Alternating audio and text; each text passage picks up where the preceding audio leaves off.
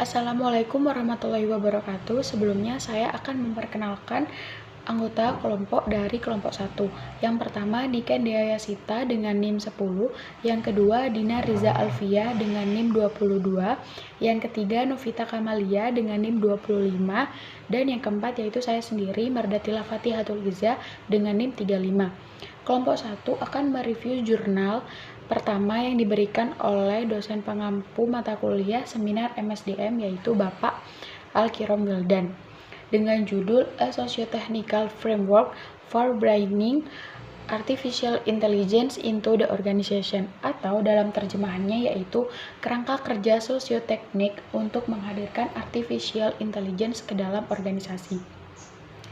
Saya akan menjelaskan bagian pendahuluan dari jurnal tersebut. Dalam jurnal tersebut dikemukakan beberapa pengertian menurut para ahli. Yang pertama, menurut Ghosh, Dudley, Wilson, dan Burden tahun 2019, sekitar 80% perusahaan besar telah mengadopsi beberapa bentuk kecerdasan buatan atau AI dan menjadi bisnis inti mereka. Dan hal ini meningkat sebesar 70% dalam waktu 5 tahun saja. Pendapat yang kedua yaitu menurut Davenport dan Girby tahun 2015. Teknologi AI dikaitkan dengan manfaat yang terdiri dari efisiensi yang lebih besar, lebih cepat, lebih akurat, dan dapat mengurangi tingkat kesalahannya pada tingkat proses menjadi lebih strategis dan efektif di tingkat organisasi. Sedangkan pendapat yang ketiga dikemukakan oleh Mans and Stewart tahun 1997, di mana opini mereka adalah kemampuan AI selain berkolaborasi dengan karyawan atau anggota di dalam organisasi, AI juga bisa membuat organisasi lebih berintegritas, di mana AI di sini didukung oleh teori hubungan sistem teknis, sistem sosial, dan berfokus pada optimalisasi bersama. Untuk pembahasan selanjutnya akan dibahas oleh rekan saya. Terima kasih. Baik, di sini saya akan menjelaskan tentang tema utama dalam literatur AI. AI atau kecerdasan buatan telah disarankan sebagai revolusi industri keempat. Perubahan yang terjadi dengan integrasi AI adalah berbeda secara unik dari revolusi industri sebelumnya. Oleh karena itu, dalam perubahan ini terdapat 3 tema yang cocok. Yang pertama adalah pendekatan kognitif yang menjelaskan lebih lanjut tentang beberapa penerapan praktis dari sistem itu yang dibangun untuk berpikir atau bertindak seperti manusia. Yang kedua adalah pendekatan struktural yang memiliki kontribusi pada diskusi yang lebih luas tentang faktor lingkungan yang terlibat proses adopsi AI. Dan yang terakhir adalah pendekatan relasional yang menjelaskan tentang hubungan antara manusia dengan sistem kepercayaan pada sistem AI, yaitu robot dan agen virtual dengan kecerdasan mesin yang sangat canggih dan sangat bagus. Assalamualaikum warahmatullahi wabarakatuh. Di sini saya akan melanjutkan materi yang ketiga, yaitu tentang membangun modal sosioteknik melalui integrasi AI dan karyawan. AI yang bersangkutan menunjukkan AI itu telah bergeser dari pengguna alat sederhana ke sistem yang sangat canggih. Hal ini menurut Glickson dan Woolley 2020, yang bisa memiliki efek luas pada tempat kerja, masa depan, dan perilaku karyawan. Literatur AI yang bersangkutan menunjukkan AI itu telah bergeser dari pengguna alat sederhana ke sistem yang lebih canggih, sangat canggih, yang bisa memiliki efek luas pada tempat kerja, masa depan, dan perilaku karyawan. Oleh karena itu, penting bagi para sarjana manajemen untuk lebih memahami dinamika berbagai sistem AI dan karyawan hubungan.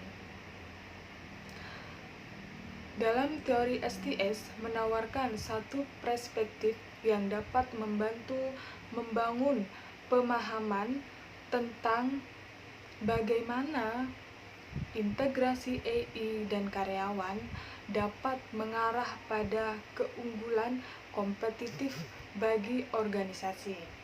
Oleh karena itu, STS mengembangkan kerangka kerja untuk memeriksa bagaimana orang-orang dalam sistem tersebut tetap saling berhubungan dengan teknologinya masing-masing. Dengan begitu, dampak keputusan organisasi dengan munculnya AI algoritma pengambilan keputusan berbasis AI peningkatan kehususan ruang pencarian keputusan, interpretabilitas yang lebih baik proses pengambilannya, proses pengambilan keputusan, serta hasil ukuran set yang alternatif itu lebih besar. Untuk bab selanjutnya ini, saya akan menjelaskan tentang menuju kerangka sosialisasi AI.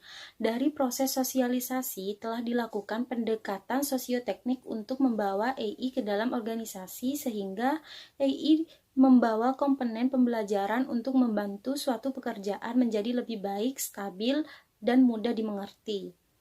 Yang dilakukan teknik pembelajaran dengan tingkat layanan sistem Turing dengan kolaborasi yang telah diwujudkan sebagai contoh dalam penggunaan robot yang digunakan untuk membantu menyelesaikan masalah atau solusi. Dan dari sosialisasi ini sudah membantu mengurangi dan telah memperkuat kemampuan sistem manusia dan sistem berbasis AI yang dibangun dan digabung 4 fitur utama, yaitu yang pertama, penginderaan dalam berproses menangkap informasi. Yang kedua, pemahaman dalam menganalisis dan mengedukasi solusi dan tindakan. Yang ketiga, acting dalam mengambil keputusan dan tindakan. Dan yang keempat, pembelajaran untuk memperoleh keterampilan dan proses tindakan. Dalam pembelajaran karyawan dan organisasi sebagai indikator metamorfosis telah mendapatkan pengetahuan dan keterampilan sehingga memberi keunggulan. Yang pertama, prediktor antisipatif. Hal ini harus bisa memahami, menilai, dan mengarahkan serta merubah sifat pekerjaan yang disarankan dengan menyediakan sumber daya manusia dan pelatihan.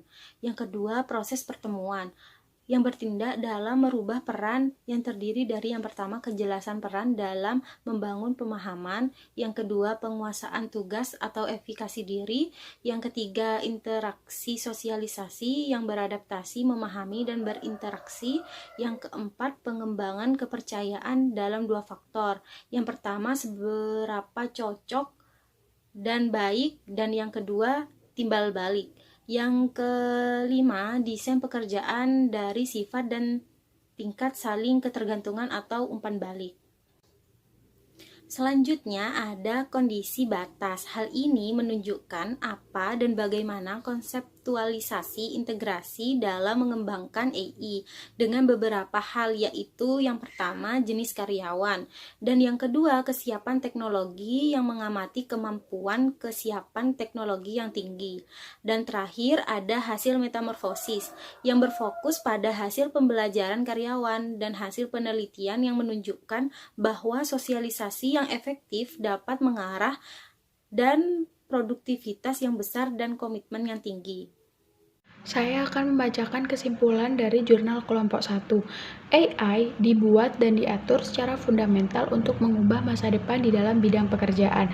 Mengubah masa depan di dalam bidang pekerjaan diartikan sebagai pekerjaan yang kita kerjakan dapat dijadikan lebih efisien, lebih tepat dan cepat, serta lebih strategis dalam pengerjaannya. Apalagi di masa pandemi COVID-19 ini. Sehingga kita masyarakat yang bekerja di luar rumah dapat tetap bekerja, namun tetap memperhatikan protokol kesehatan yang telah diatur di negara masing-masing.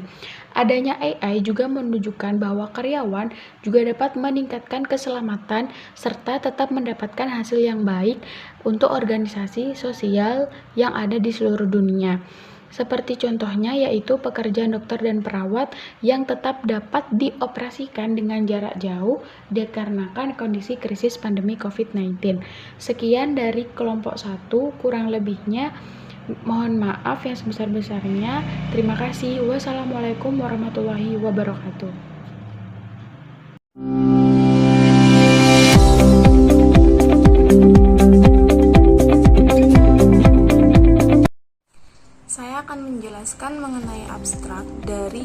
manajemen darurat sumber daya dan perlengkapan perawat untuk menanggapi COVID-19. Tujuan untuk memperkenalkan manajemen darurat keperawatan sumber daya manusia dan pembekalan besar rumah sakit umum saat menanggapi wabah penyakit coronavirus 2019 atau yang disebut dengan COVID-19. Lanjut ke perkenalan COVID-19. Sejak akhir Desember 2019, kasus penyakit coronavirus 2019 atau yang kita kenal dengan COVID-19 berturut-turut terjadi di Wuhan, Cina, Hubei. Di sini saya akan menjelaskan bagian yang nomor 2, yaitu manajemen sumber daya darurat dan tenaga perawat. Yang A, respon dan mobilisasi rumah sakit penuh.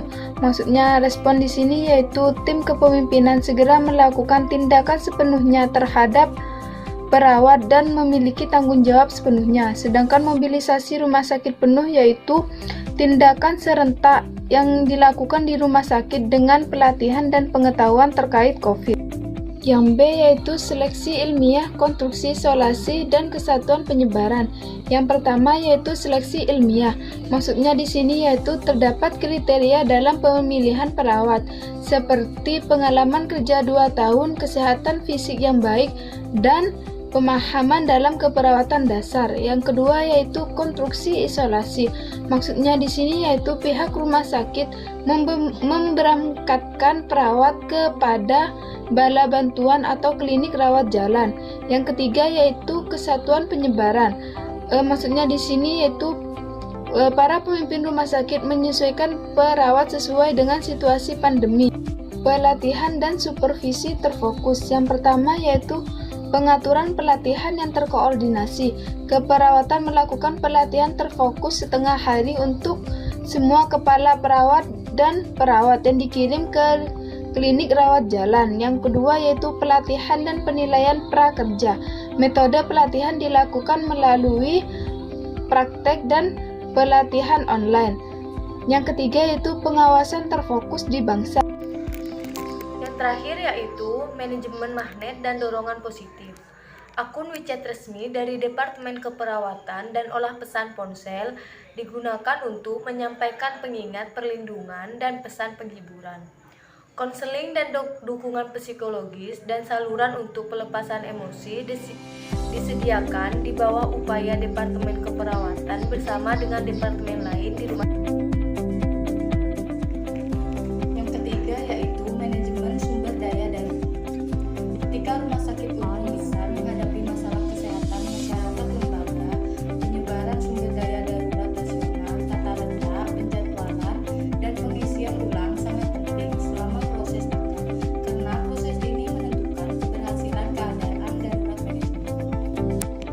Manajemen sumber daya darurat ini dibagi menjadi 3, yaitu yang pertama, cadangan lanjutan dan pasokan prioritas, rencana darurat di rumah sakit, penganggaran bahan pelindung, masuk berbagai bangsal isolasi dan klinik rawat jalan. Bersamaan dengan itu, rencana pasokan dirumuskan terlambat, saluran pasokan diatur dan cadangan disiapkan. Selanjutnya, di sini saya akan melanjutkan penjelasan dari teman saya sebelumnya, yaitu B. Penjadwalan terpadu dan pasokan harian. Daftar rincian ulang persyaratan dan standar untuk berbagai peralatan pelindungan dirumuskan oleh Departemen Pengendalian Infeksi, dikirim ke kepala perawat di setiap bangsal yang digunakan untuk memastikan bahwa peralatan yang disumbangkan memenuhi standar perlindungan. C. Perhatian terhadap detail dan penggunaan yang efektif. Rumah sakit menyelenggarakan pelatihan dan implementasi tentang penggunaan alat pelindung umum untuk COVID-19, mempertimbangkan durasi efektif peralatan pelindung dan penggunaan maksimal peralatan pelindung, misalnya baju pelindung, kacamata, masker KN95, sarung tangan latex, dan baju isolasi. Aturan penggunaan peralatan dirumuskan. Jadi, kesimpulan dari materi yang telah dibahas yaitu langkah-langkah manajemen yang efektif untuk menanggapi pandemi diringkas sebagai berikut. Yang pertama, Kepemimpinan Pengendalian Pandemi merumuskan sistem yang sesuai dan rencana darurat di awal, yang memastikan bahwa pekerjaan keperawatan dilakukan secara tertib. Yang kedua, perawat eselon 3 tingkat dibentuk sebelumnya untuk memastikan persiapan tenaga kerja yang memadai. Yang ketiga, rotasi berkala staf perawat lini pertama mempertahankan model penggabungan staf pemula dan mahir. Model ini memastikan keperawatan lini pertama staf dapat memperoleh istirahat yang cukup untuk memastikan kualitas dan keamanan perawat-perawat baru di klinik rawat jalan atau bangsal isolasi. Yang keempat, ide manajemen rumah sakit Mahnet diikuti untuk meningkatkan kepaduan. Pemimpin perawat bekerja di garis depan untuk bertindak sebagai peran model dan mentor, membangkitkan rasa tujuan dan tanggung jawab pada perawat dan mengaktifkan semangat proaktif perawat. Yang kelima, peralatan dan bahan untuk lini pertama harus dalam pasokan yang cukup tanpa pemborosan.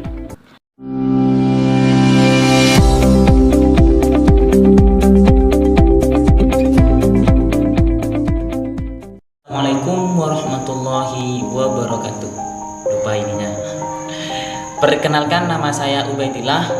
Kami dari kelompok 3 mata kuliah seminar MSDM akan mencoba mempresentasikan sebuah hasil resume dari jurnal yang berjudul Sustainable Resource Management, Identification and Quantification of Human Action that Compromise the Accessibility of Vital Resource. Ajarlah, saya orang Madura harus berbicara bahasa Inggris, jadi harus nyontek dulu. Oke, lanjut. Bagi teman-teman yang ingin mendengarkan agar mendapatkan ilmu yang bermanfaat tentang ini, silahkan tonton video ini sampai habis. Jangan lupa like, comment, and subscribe. Jadi masalah utama yang berkaitan dengan kebutuhan yang berkembang untuk termasuk transisi energi dan mobilitas. Karya terbaru dalam konteks ini terutama menunjukkan pada deskripsi sebagai fenomena manusia yang penting yang merindukan aksesibilitas. Pekerjaan ini telah membawa kemajuan yang adil serta konvensif 6 tindakan kompromi manusia: emisi tanah, mengisi tiling, downsiling atau menyebar ke teknospore, menimbun dan meninggalkan. Menjadi sama jelasnya bahwa yang terkait di aksesibilitas dan derajat tidak dapat diaksesnya berbeda. Nah, karena tidak ada ilmu pengetahuan atau teknologi untuk mengukur tingkat ability secara menyeluruh, proksi diidentifikasi. Pekerjaan ini membuat perkiraan durasi tidak dapat diaksesnya. Terkadang didasarkan pada cukup andal informasi, misalnya untuk penimbunan, tetapi dalam banyak kasus dimutasi dengan tinggi ketidakpastian. Karya tersebut juga menunjukkan bahwa kompromi tersebut di atas tindakan tidak secara sistematis dipertimbangkan dalam manajemen sumber daya berkelanjutan di badan publik atau di kontak alat penilaian keterlanjutan. Namun demikian, jelas bahwa alat saat ini seperti MFA dan sampai batas tertentu LCA mungkin menjadi dasar yang baik untuk menangani aksesibilitas sumber daya, meskipun beberapa pengembangan lebih lanjut pasti dibutuhkan.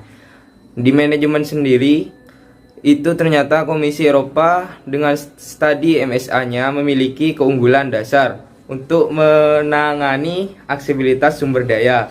Studi kasus Colbert diambil keuntungan dari studi MSA yang sesuai dan kemungkinan pengukuran kation 5 dari 6 aliran yang mempengaruhi aksesibilitas Colbert sebagai hasil penggunaan di dalam UE.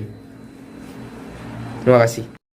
Selanjutnya, konsep aksesibilitas dan identifikasi dan kuantifikasi tindakan yang mengganggu aksesibilitas mungkin ditawarkan potensi baru untuk pengelolaan logam yang lebih baik dan berkelanjutan.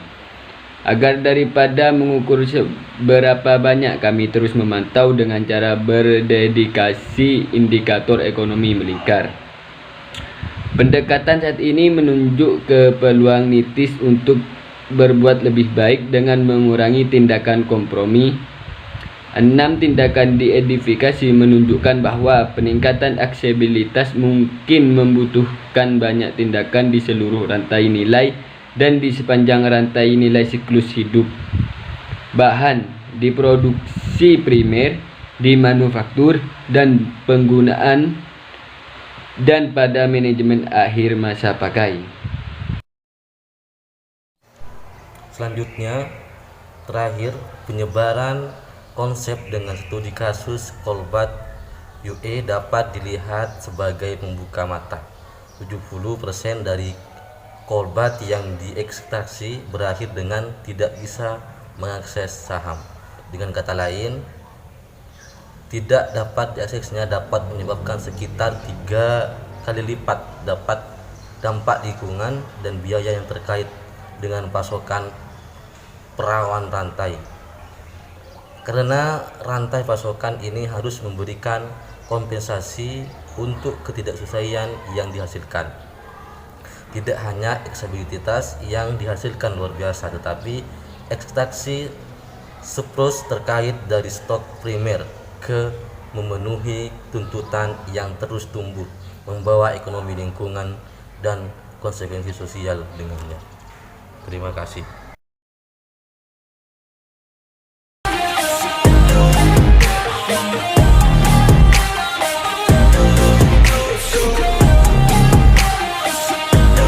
Assalamualaikum warahmatullahi wabarakatuh. Nama saya Yudi Triananda Restasi Manjuntak. Saya ingin memperkenalkan kelompok saya. Yang pertama Saiful Rizal, yang kedua Ahmad Afandi, dan yang ketiga Ferry. Di sini kelompok kami akan menjelaskan tentang pendekatan strategis untuk MSDM selama krisis. Manajemen krisis dapat didefinisikan sebagai tindakan dan perilaku organisasi yang mempersiapkannya untuk siap mengelola kejadian bencana besar dengan gaya yang efektif dan aman. Secara umum, krisis dipandang hanya sebagai krisis keuangan. Namun, dari perspektif SDM atau sumber daya manusia, segala krisis penting untuk dipertimbangkan. Jadi, dalam studi ini, krisis secara umum akan dievaluasi. Terima kasih. Pendekatan manajemen sumber daya manusia. Dalam pendekatan manajemen SDM, beberapa hal dalam mempelajari MSDM yang dapat dilakukan yaitu 1. Pendekatan mekanis. Mekanisasi adalah mengganti peranan tenaga kerja manusia dengan tenaga mesin untuk melakukan pekerjaan. Penggantian ini didasarkan kepada pertimbangan ekonomis, kemanusiaan, efektivitas, dan kemampuan yang lebih besar dan lebih baik. Pendekatan mekanis ini akan mengakibatkan timbulnya masalah-masalah seperti berikut. A. Pengangguran teknologis. B. Keamanan ekonomis. C. Organisasi buruh. D. Kebanggaan dalam pekerjaan. Yang kedua, pendekatan paternalis. Pada pendekatan paternalis, manajemen untuk pengarahan bawahannya bertindak seperti bapak terhadap anak-anaknya. Para bawahan diperlakukan dengan baik. Yang ketiga, pendekatan sistem sosial. Pendekatan sistem sosial ini memandang bahwa organisasi atau perusahaan adalah suatu sistem yang kompleks yang beroperasi dalam lingkungan yang kompleks yang bisa disebut sebagai sistem yang ada di luar. Contoh dampak krisis terhadap organisasi dan karyawan, yaitu kepanikan dalam organisasi, kehilangan staf dan pengetahuan utama, perputaran tinggi dalam angkatan kerja, meningkatnya biaya tunjangan kesehatan, perkara mahal terkait SDM, kebijakan kompensasi yang muncul, terus reputasi negatif dan citra di publik, terus misi formasi, kehilangan kepemimpinan dan jaminan, membatalkan perekrutan, dan yang terakhir itu membatalkan program pelatihan yang dijadwalkan. Dalam organisasi atau tim, departemen SDM harus mempertimbangkan keselamatan dan kesehatan fisik, mental, dan psikologi karyawan. Ketika mereka membuat dan melaksanakan rencana krisis harus mencangkup beberapa masalah, tentunya tanpa memperhatikan jenis atau ukuran organisasi tersebut. Ada beberapa serangkaian tindakan yang harus diambil, diantaranya yaitu Satu, proses rekrutmen harus ditata ulang dan diprioritaskan. Dua, analisis pekerjaan harus diperiksa dan dievaluasi ulang. Yang ketiga itu skema bonus dan insentif baru harus diciptakan. Yang keempat, bakat khusus dalam organisasi harus diperhatikan. Yang kelima, tujuan jangka pendek untuk mencapai tujuan jangka panjang harus ditinjaukan ulang. Dan yang keberapa ya? Yang keenam, tujuan jangka panjang harus direvisi. Terus sasaran strategis perlu dipecah menjadi langkah-langkah yang lebih kecil. Dan yang terakhir itu, hambatan harus diidentifikasi dengan baik tanpa mengabaikan apapun. Assalamualaikum warahmatullahi wabarakatuh. Jadi selama krisis, kedua belah pihak, majikan dan karyawan, diharapkan berkorban. Pengabdian seorang majikan sama pentingnya dengan pengabdian karyawan.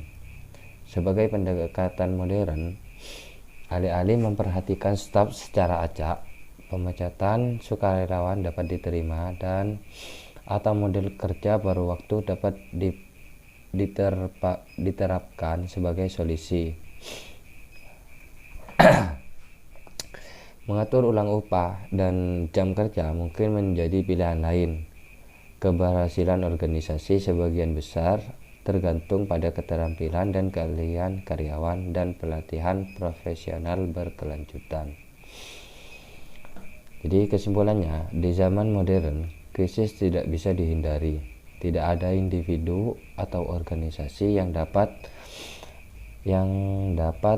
mendapat kesempatan untuk menghindari krisis. Akibat pengaruh globalisasi, krisis di suatu tempat di dunia dapat mempengaruhi organisasi di daerah yang relatif terpencil. Jadi terkadang krisis kecil dapat memulai, jika bukan global, krisis kontinental karena organisasi tidak dapat melarikan diri dari krisis. Mereka harus siap mengurangi dampaknya. Jelas bahwa manajemen puncak tanggung jawab untuk bersiap-siap dan mengambil tindakan yang perlu untuk menghadapi kemungkinan krisis tersebut. Jadi semuanya ketika terjadi krisis harus dipersiapkan. Itu merupakan puncak tanggung jawab dari seorang manajemen. Sekian, terima kasih. Assalamualaikum warahmatullahi wabarakatuh. Assalamualaikum warahmatullahi wabarakatuh. Selamat pagi semua teman-teman. Di sini kami dari kelompok 5 akan mempresentasikan hasil kerja kelompok kami dalam mereview sebuah judul jurnal yang berjudul Manajemen Usia sebagai Tantangan Kontemporer untuk Sumber Daya Manusia dalam mata kuliah seminar MSDM yang terhormat kepada Bapak dosen pengampu Bapak Muhammad Al-Ikrom Wildan, Doktor Sarjana Ekonomi MSI. Di sini kami beranggotakan 4 orang. Yang pertama saya sendiri, Riris Rizkia. Yang kedua Ika Erlina Mildayanti. Yang ketiga Alfiatul Badriah. Yang keempat Kamelia. Yang pertama akan langsung dijelaskan oleh saudara Riris Rizkia. Oke teman-teman, di sini saya akan menjelaskan pengertian MSDM secara umum. MSDM adalah pemanfaatan sejumlah individu secara efisien dan efektif serta dapat digunakan secara maksimal untuk mencapai tujuan sebuah organisasi atau perusahaan. Sumber daya manusia sebagai salah satu unsur penunjang organisasi yang dapat diartikan sebagai manusia yang bekerja di lingkungan suatu organisasi atau bisa disebut juga personal, tenaga kerja atau pekerja ataupun karyawan, ataupun potensi manusiawi sebagai penggerak organisasi dalam mewujudkan eksistensinya. Human Resource Management. Pengertian Human Resource Management adalah suatu cara yang dibuat untuk mengatur sumber daya atau tenaga kerja yang ada di dalam perusahaan. Sistem tersebut diciptakan untuk memaksimalkan setiap individu secara efektif, sehingga tujuan bersama dapat tercapai. Kontemporer dalam manajemen sumber daya manusia ada 5. Yang pertama yaitu rekrutmen. Banyak dari tim HRD yang mengalami kesulitan dalam merekrut karyawan yang tepat, khususnya untuk pekerjaan teknis seperti data scientist, mobile apps developer, enterprise software developer yang berpengalaman, teknisi web development, and specialist cloud computing. Bekerja sama dengan universitas adalah salah satu dari solusi untuk menghadapi tantangan ini. Yang kedua, mempertahankan karyawan. Ekonomi yang bergerak naik dan dinamis membuat para karyawan memiliki lebih banyak pilihan, sehingga mereka memiliki kendali atas masa depan mereka. Dengan meningkatnya keahlian, mereka juga lebih mudah berpindah kerja ke tempat yang memberikan layanan lebih menarik. Khususnya jika di tempat kerja sebelumnya mereka merasa kurang dihargai. Salah satu cara untuk mempertahankan karyawan yang baik adalah dengan menyediakan solusi keseimbangan kehidupan pribadi dan pekerjaan, dan rencana tunjangan yang fleksibel. Yang ketiga, tenaga kerja mobile atau freelancer. Tenaga kerja sekarang lebih mudah berpindah dan bergerak daripada yang dahulu dalam artian yang sebenarnya. Mereka bisa bekerja di rumah, kafe, atau dimanapun ada koneksi internet yang stabil, dan berkolaborasi tugas dengan rekan kerja lain melalui aplikasi chat atau telekonferensi. Perusahaan yang lebih kecil bisa bekerja dengan karyawan yang minim dengan tingkat efisiensi dan efektivitas yang tinggi, terlepas dari tantangan yang ada. Saya Eka Ringan Geldayanti. Di sini saya akan menjelaskan tentang jam kerja fleksibel. Dengan semakin bergeraknya lokasi karyawan, mereka bekerja dengan jam yang lebih fleksibel. Seperti seorang reporter atau duta besar yang mendapat pos di luar negeri dengan perbedaan waktu yang cukup signifikan dan bekerja tanpa supervisi. Karyawan perusahaan bisa saja orang asing yang bekerja dari rumahnya. Selanjutnya saya akan menjelaskan tentang pembelajaran jarak jauh. Seperti karyawan mobile tidak harus masuk kantor namun tetap harus mengikuti prosedur dan tata cara perusahaan. Salah satu solusi adalah pembelajaran jarak jauh yang memerlukan investasi tambahan dalam infrastruktur perusahaan. Terima kasih. Assalamualaikum warahmatullahi wabarakatuh. Kami dari kelompok 6 akan mempresentasikan hasil review jurnal kami. Baik, yang pertama saya akan membahas pengertian manajemen pengetahuan. Manajemen pengetahuan adalah proses menciptakan dan menggunakan pengetahuan untuk meningkatkan aktivitas kegiatan perusahaan. Manajemen pengetahuan yang dipahami dalam dimensi operasional dan strategis merupakan dasar yang kokoh untuk menciptakan sistem manajemen pengetahuan dalam organisasi yang disesuaikan dengan kekhususannya dan diterapkan dalam praktek memastikan penggunaan yang efektif dari pengetahuan yang dimiliki dan sumber daya lain perusahaan. Menjelaskan tentang pengelolaan sumber daya manusia. Pengelolaan sumber daya manusia di perusahaan berdasarkan pengetahuan memerlukan pemodelan ulang fungsi dari manajemen sumber daya manusia, karena para manajer akan lebih sering berurusan dengan orang-orang yang memutuskan sendiri tentang tujuan mereka, yang memotivasi diri sendiri, mengatur dan mengendalikan karyawan. Seperti itu disebut pekerja pengetahuan. Dalam organisasi berbasis pengetahuan itu menjadi nilai dasar dan kapasitas untuk memperkenalkan perubahan tergantung pada pengetahuan yang sudah dimiliki.